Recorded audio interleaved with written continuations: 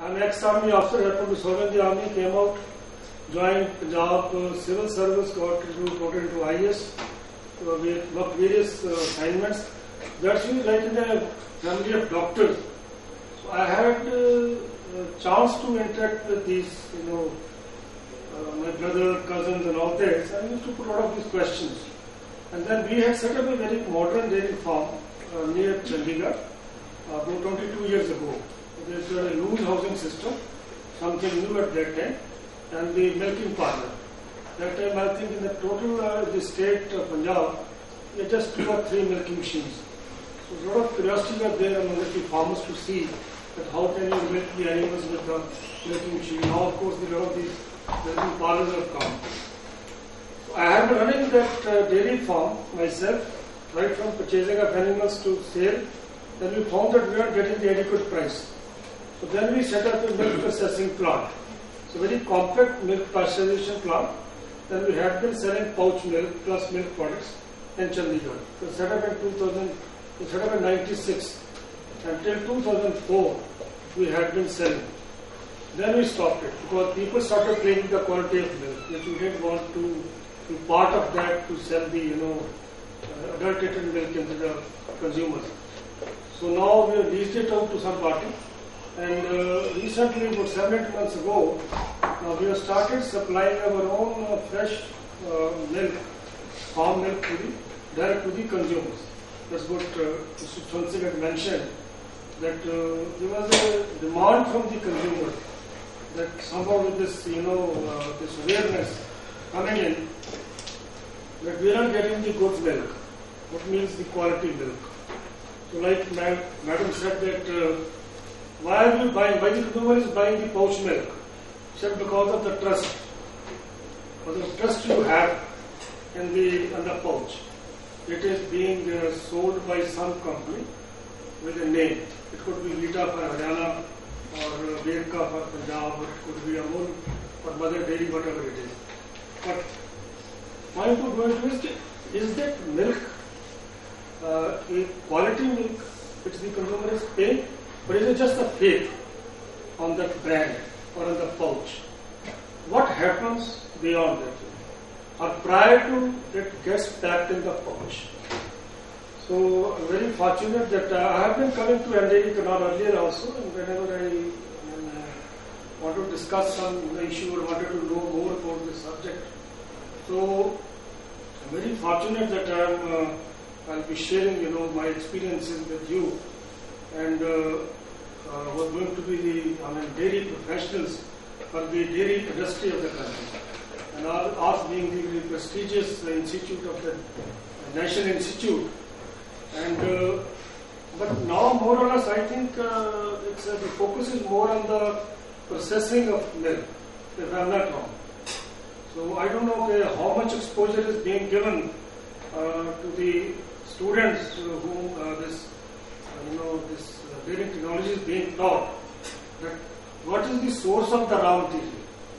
How the milk is produced at the farms or by the farmers, and is it only confined to the processing of the milk or processing onwards, or not? Knowing what is happening to that milk.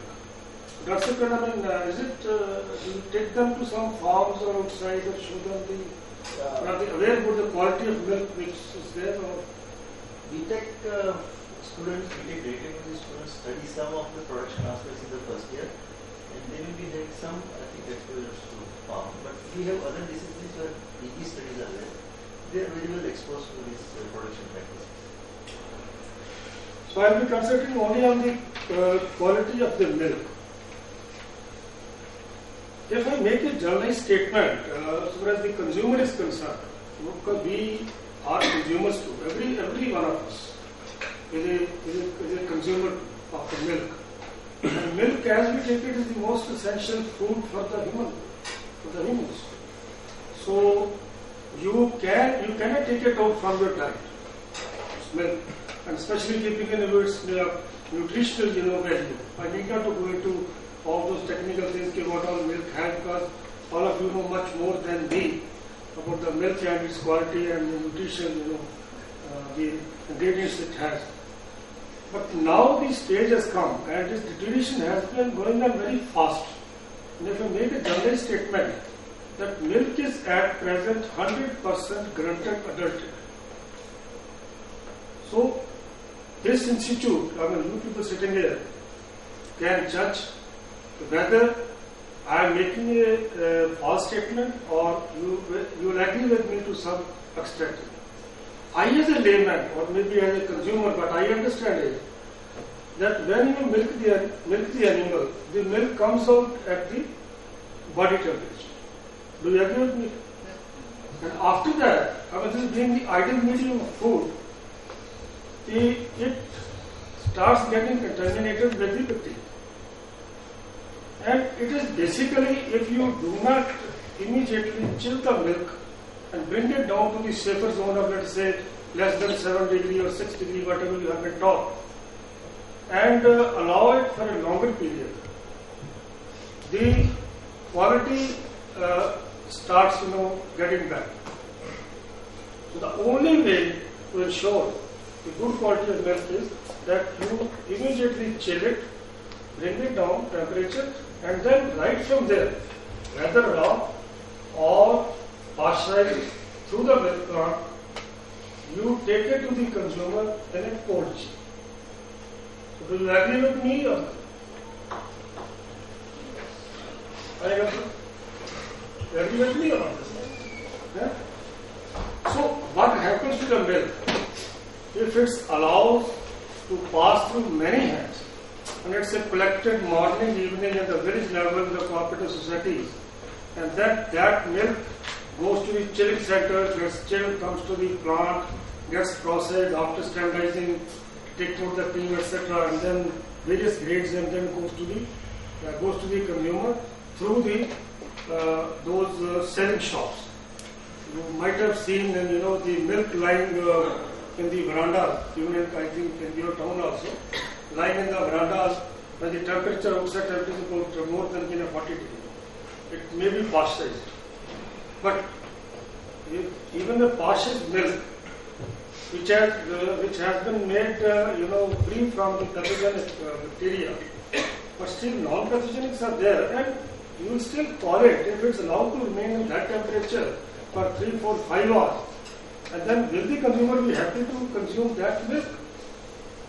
So these are the areas of concern which normally, the consumer doesn't know. Consumer, as of now, because you are studying here or you are working here, you may be knowing about the quality of milk, but even the educated consumers are not much aware about the quality of the milk which they are consuming.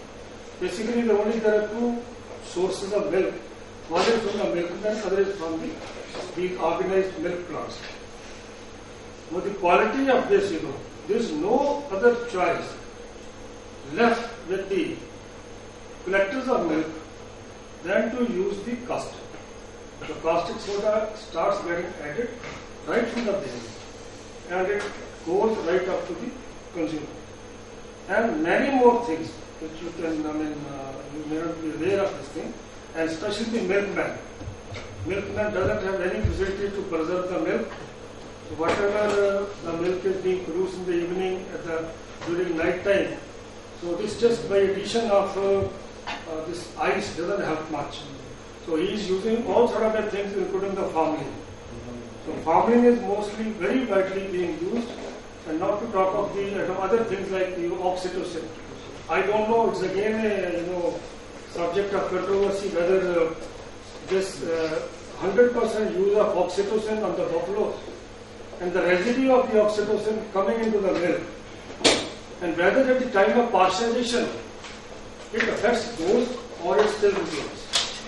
I don't know, but whatever knowledge I have, it's only because of reading the articles or whatever which comes in the newspapers. So one section says no. So basically being protein, it gets dissolved and it's not harmful at all. Another section says no. It does have the effect. It does have the effect on the health of the consumer.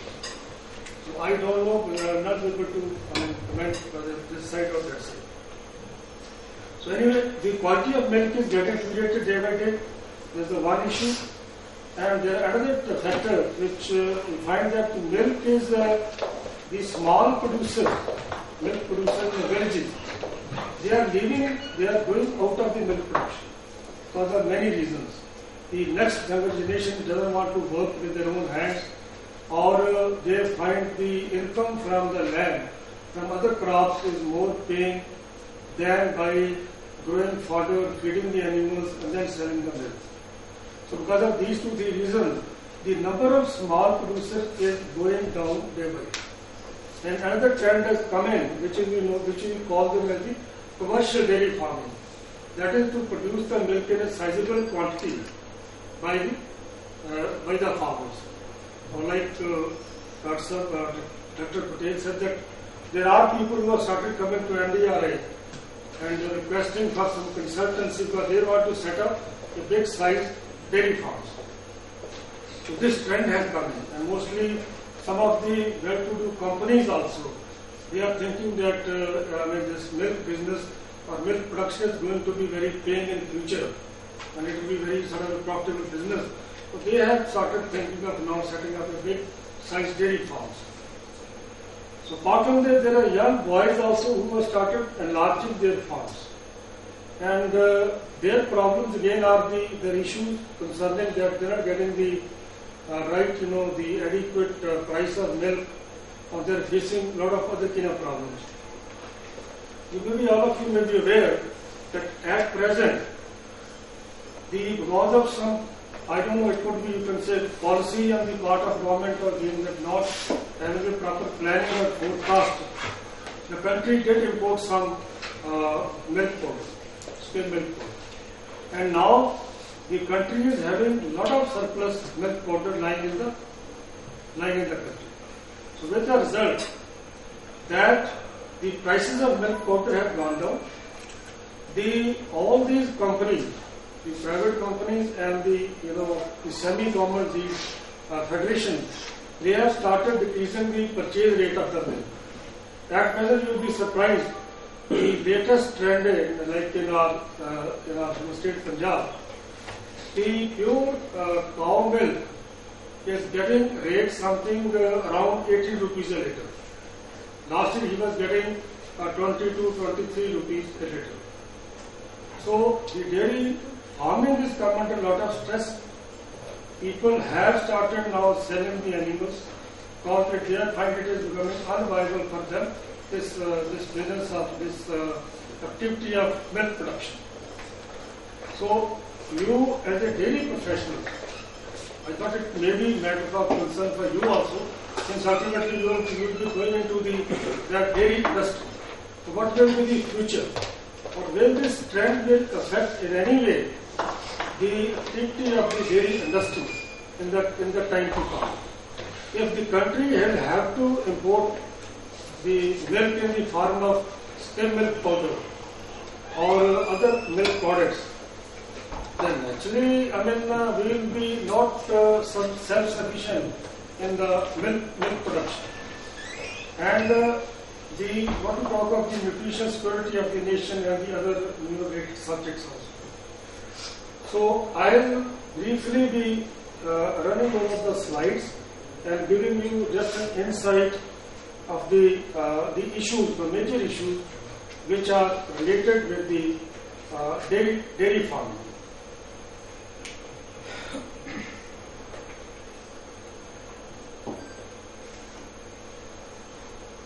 What's the role of dairy farming?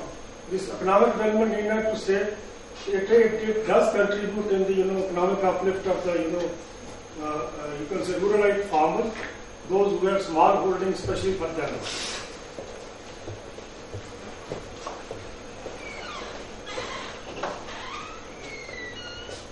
So the self-sufficiency in milk and milk products, we do need the dairy farming for this.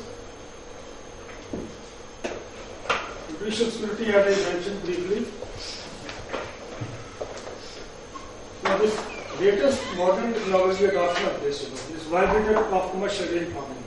Now if we have to do it for bigger size dairy farms, so this is the one aspect which we must try to ensure.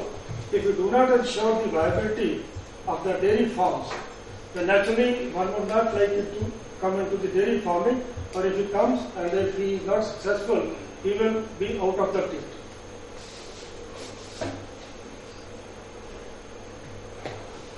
Availability of fences. Now, it is into the three parts of this.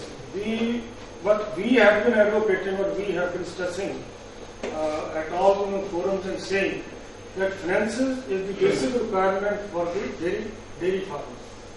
Now, there are three parts. One is the loan which it needs is for infrastructure, housing, machinery, equipment and other things, purchase of animals, and then working limit for cattle feed and silage, etc. Now, low rate of interest. Now, here is the maximum period of moratorium. If he is to take the loan for the infrastructure, then he must have at least 4 years of moratorium period where he doesn't have to pay back installments. Because he will require the farm to come up to set up the various parts of this like sheds, housing, etc. And then the repayment schedule, like in the housing, the idea is to keep the installment low so that he can